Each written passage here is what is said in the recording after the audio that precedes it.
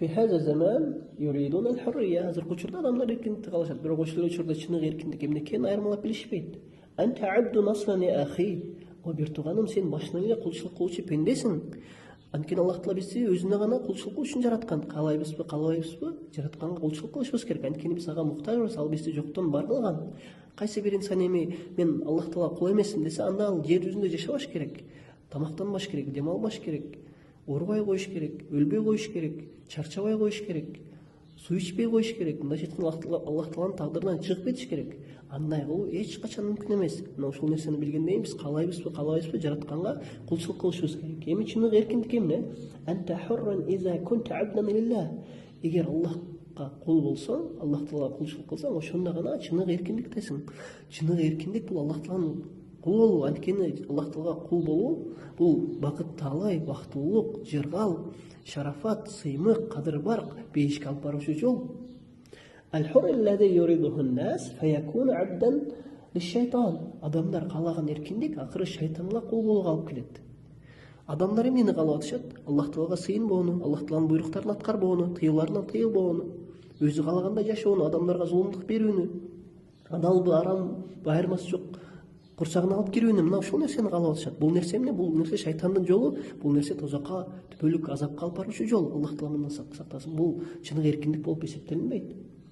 Амма ал-абду al-muslim фахуа абдун лиллах. Ал эми мусулман пенде бул Аллах Тааланын кулу дейт.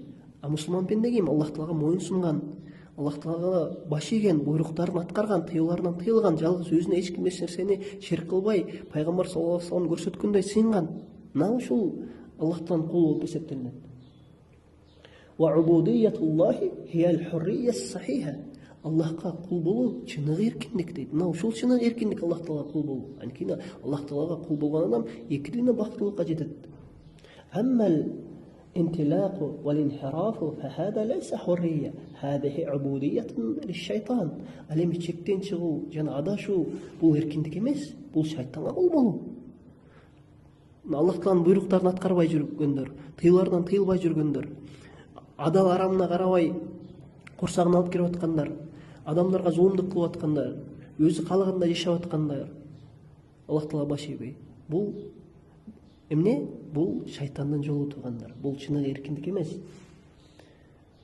Ва убудиятун шахават. Бул калуу кумарларга кул болуу. Ва убудиятун лид-дунья. Арзыбаган дүйнөгө кул болуу бул туугандар. Дүйнө үчүн адамдар эмне гана кылып атышат, Аллах Таала сактасын. Анта абдун била шак.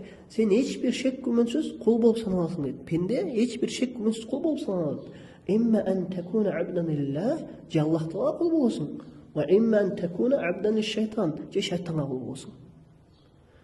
وللهوى والشهوات. جنا نفسي قمرغا جنا قاولرغا قول بوسم. Адам дын жашоосунда адам же Аллах Таалага кул болот, же шайтанга кул болот. Аллах Таалага кул болуу бул кадыр бар, сыймык, шарафат, эки дүйнө бактылык. Ал эми шайтанга кул болуу бул кордук, бактысыздык, талайсыздык, түбөлүктүү азапка алып баруучу жол. Шайтанга кул болуу бул чыныгы кордук, бактылык эмес, эркиндик эмес туугандар. Мына ушул нерсени айырмалап билгенден кийин эми биз баарыбыз Аллах Тааланын кулу бололу.